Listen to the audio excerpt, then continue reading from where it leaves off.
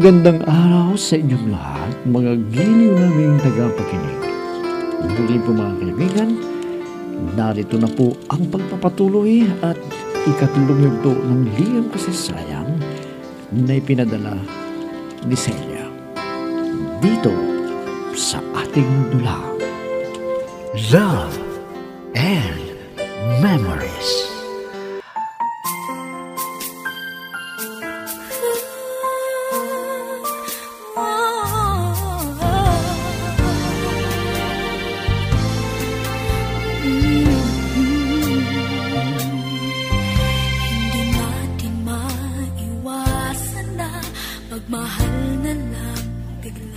Minsan sa paghahanap po ng trabaho sa mall, nabangga ko ang isang lalaki.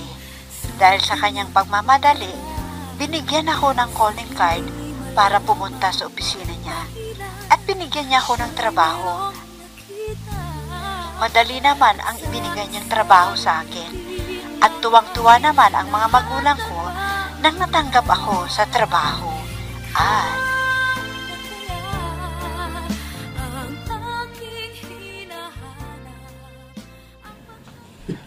andito na tayo sa tapat ng bahay ninyo. Salamat at hindi ka tumanggi sa panyaya ko sa iyong kumain tayo sa labas. Sir, ako ang dapat magpasalamat sa inyo dahil inihati niyo ako dito sa bahay at libre pa ng hapunan ko. Sige sir, bababa na po ako. Pwede ba, Celia, kapag nasa labas tayo, huwag mo na akong tawagin, sir. Herman na lang, pwede? Ha? Kuwan po, sir. Sige, Herman. Parang nakakahiya yata. Boss kita, Basta yun ang gusto ko. Yasin din mo. Huwag ka naman yan sa akin. Celia. Ha? Sir, Herman, ang kamay ko. Bitawan mo. Juan Celia, pasensya ka na, ha? Hindi ko lang napigilan kasing sarili ko na umanga sa'yo. Dahil sa tingin ko isa kang huwarang babae. Bakit mo naman nasabi yan? Bakit yan ang sinabi mo sa akin, Herman? Ang tingin ko kasi sa'yo mahihain pinapakiramdaman ko si mga kilos ko rin At yan ang gusto ko sa isang babae. Yung parang dalagang Pilipina na mahihain at pinong kumilos.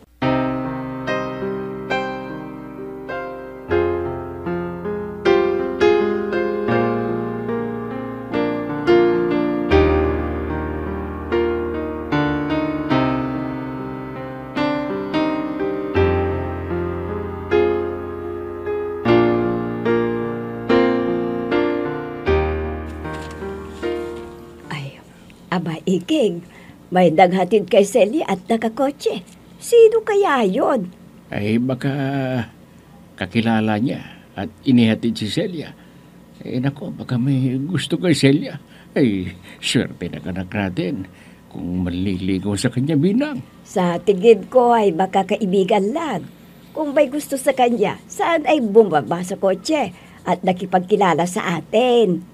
Mabuti pa ay hintayin natin na pumasok dito sa bahay si Celia at tanungin natin kung sino yung naghatid sa kanya. Ay, gayon lang natin. Nakita na may naghatid sa anak natin na may kotse pa ha.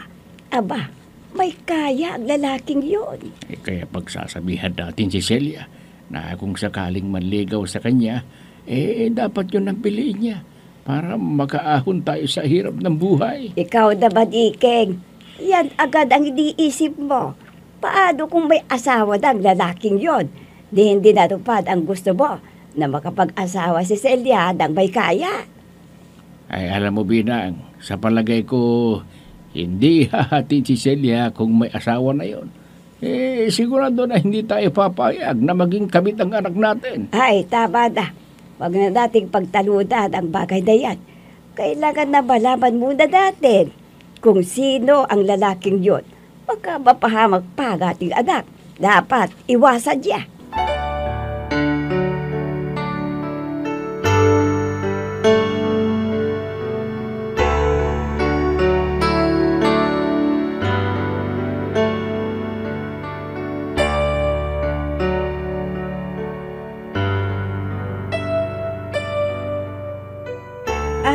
Owan po, inay. Si Herman po yun. Pumayag na akong magpahatid sa kanya dahil gabi na ako lumalabas sa opisina. Ay, ganun ba, anak? Bakit? Saan ba siya nakatira? Doon po sa barangay na malapit din dito sa ating barangay. Madaanan niya ang barangay natin kaya inihatid niya ako dito. Alam niyo, inay, mabait yung boss ko na yun. Kaya may tiwala ako sa kanya. Ay, ganun pa ba? Huwag kang masyadong dumikit sa kanya. Baka may asawa na at binobola ka lang. Huwag po kayo mag-alala, inay. Doble ingat po ang gagawin ko dahil mahirap po ang mapasubo. Ako rin ang magiging kaawawa sa bandang huli, di ba? Oh, mabuti kung mag-isip kang mabuti bago ka maniwala. Alam mo naman, ang lalaking may kaya, ginagamit ang pera niya para lukuhin ang isang babae. Kaya mag-ingat ka, anak. Opo, inay. Siyempre, alam niya na mahirap ang buhay natin. Baka hikayatin ako na sumama sa kanya sa lakaran at alukin ng pera para makuha ang gusto niya. Pero hindi naman ako papayag sa anumang bagay na ibibigay niya. Hindi ko yung tatanggapin, inay. Ay, mabuti naman. Tama ka, anak. Kahit mahirap ang buhay natin, huwag mong bigyan ng kahihiyan ang malinis na karangalan ng ating pamilya. I'll be with you for the rest of my life. From the bottom of my heart, I'll always be with you.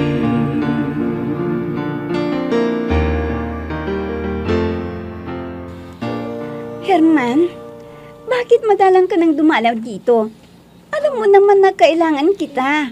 At kung minsan, nakakalimutan mo ang pera ng panggastos ko eh. Masyado ka namang reklamo ngayon eh. Hindi mo ba alam? Ang dami kong ginagawa sa opisina at sa negosyo ko. Hindi ako naniniwala dyan sa dahilan mo. Baka iba na ang pinagkakaabalahan mo, ha? At binabawalan pa ako na pumunta doon sa opisina. Para bang ikinahihiya mo na ako? Huwag kang manghinala lang ganyan sa akin. Wala akong masamang ginagawa. Kaya ayaw kong pumunta sa opisina. Dahil ang daming mga marites doon. At sigurado na pagchichismisan kanila. Hindi na nila gagawin yun. Dahil alam nila na nagli-live-in tayo. Di para na tayo mag-asawa. Dahil may anak na tayo na isisilang ko. Basta sundin mo lang ako. Para hindi ka mapahiya. Kung pinipilit mo yung gusto mo, baka gumawa ko ng paraan na hindi mo lang magugustuhan. Ano? Ano bang ibig mong sabihin, Herman? Sabihin mo sa akin ang totoo. Nagsasawa ka na ba sa akin? Sagutin mo ako, Herman. Hindi ko na naiintindihan ng ugali mo eh. Bakit hindi ka na tumitigil sa pangingialam mo sa ginagawa ko? Para maging mauna ng negosyo ko, huwag mo akong istorbohin. Alam ko, Herman. Unti-unti ay lumalayo na ang loob mo sa akin. Hindi ko na naririnig sa'yo na nagsasabi sa akin na mahal mo ko. Siguro, may nahanap ko ng iba. Dea?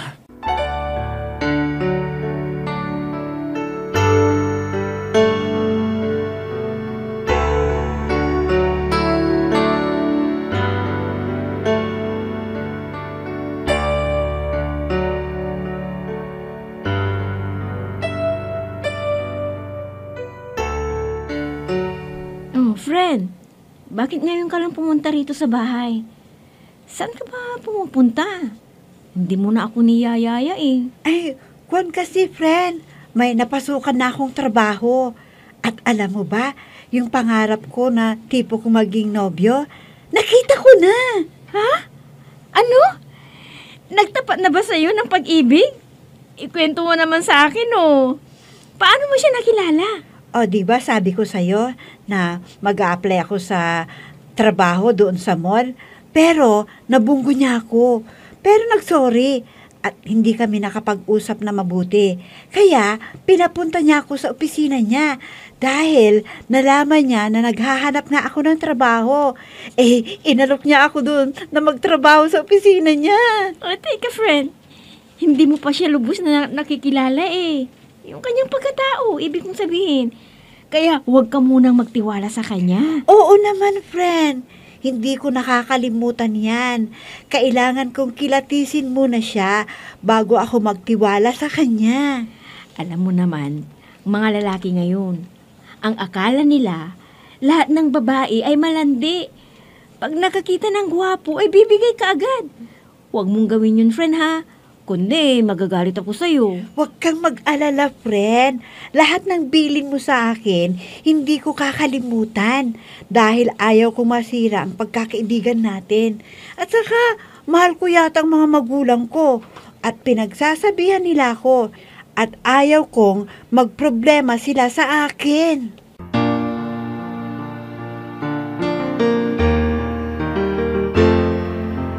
I'm so blessed I have you, 'cause you gave the world to me. You're my inspiration, the perfect one in my life forever. You make my life complete. Tinanong mo na ba si Celia kung sino ang lalaking naghatid sa kanya? At bakit siya nagpahatid dito sa atin? Yun pala yung boss niya sa kanyang trabaho. Dahil nagabihan, kaya inihatid. At malapit din dito sa ating barangay ang tinitirhan niya. Ganun ba? Pero pagsabihan mo na dapat na wag siyang magtiwala doon. Baka lukuhin niya si Celia. Baka may asawa na yun. Ay, naku, Iking. Nakalimutan kong itanong kay Celia. Pero nagbilin na ako sa ating anak na huwag siyang sumama kung imbitahan siya na pumunta sa okasyon. Baka samantalahin ng boss niya ang pagsama ni Celia. Ano naman ang sinabi ni Celia? Kaya ba niyang tanggihan ng boss niya kung sakaling yayain na kumain sa labas? Baka yun ang panghikayat ng boss ni Celia para makatikim ng masasarap na pagkain. Oo nga, Iking. Dahil noong inihatid siya dito, ay hindi na kumain si Celia. Sigurado na inilibre sa hapunan si Celia. Hayaan mo't kakausapin ko si Celia na huwag nang sumama sa boss niya na kumain sa labas. Baka may ihalo sa inumin ni Celia. Ay nako, mapapahamak ang ating anak. Ano?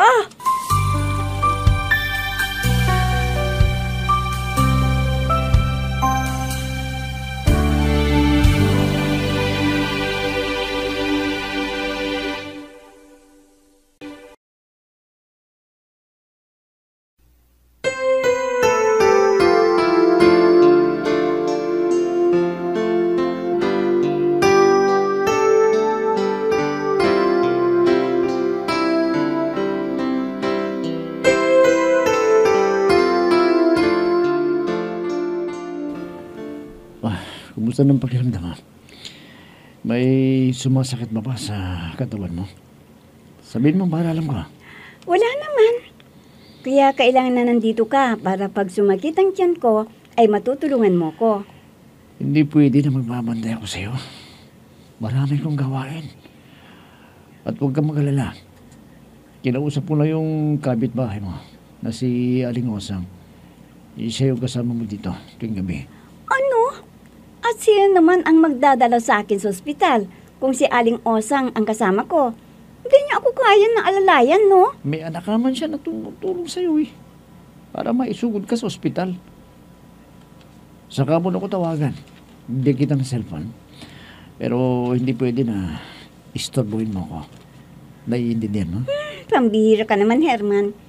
Lagi na lang akong nakikiusap sa'yo. Di mo man lang mapagbigyan ng hiling ko sa'yo Ikaw may kasalanan yan. Pinipilit mong gusto mo para pikutin ako. Kaya hinayaan mo na mabuntis ka. Kaya magdusa ka. Herman!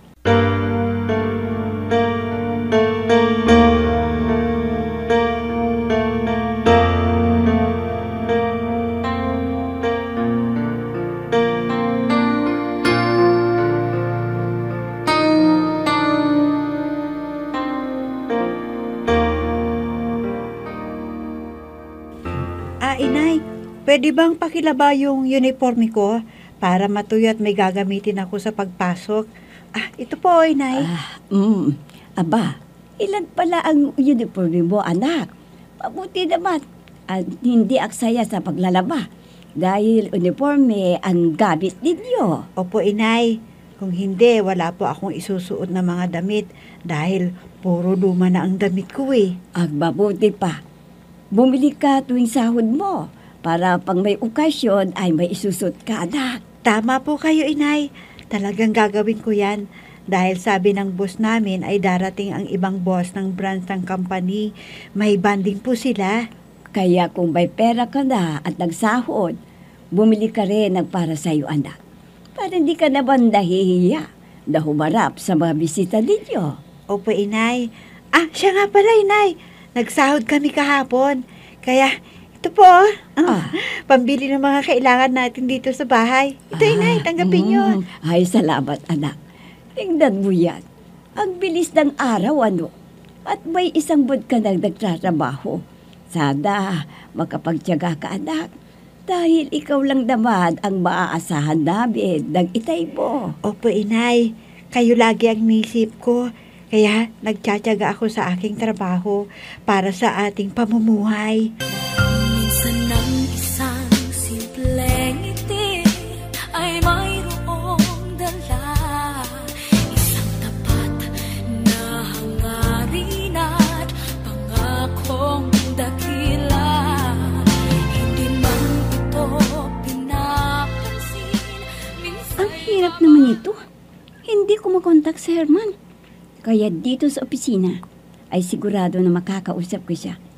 Aba, ilang araw nang wala akong panggastos. Baka may iba nang pinupuntahan. Kaya kailangan na kausapin ko. May bago siyang empleyada. At siya ang pumalit sa akin. Siya ang pagtatanungan ko. Para alam ko kung nandyan si Herman. Lalapitan ko nga. Miss, pwede bang magtanong? Gusto ko lang malaman kung nandyan ang boss mo. Ha? Nako, sorry miss. Kaalis lang ni boss. May kakausapin daw na kliyente. Pero hindi naman sinabi kung anong oras siya babalik. Teka miss. Bago ka rito, no? Sabihin mo nga sa akin kung inililibre ka sa pagkain ng boss mo. Ha? Bakit niyo po tinatanong? Nakakahiya naman po na magpalibre kahit boss ko. Miss, sino ka ba? Bakit mo hinahanap si Sir Herman? Sa kanya mo na itanong kung sino ako. Sana, huwag kang dumikit sa kanya dahil isa siyang mandoloko ng mga babae. Ano?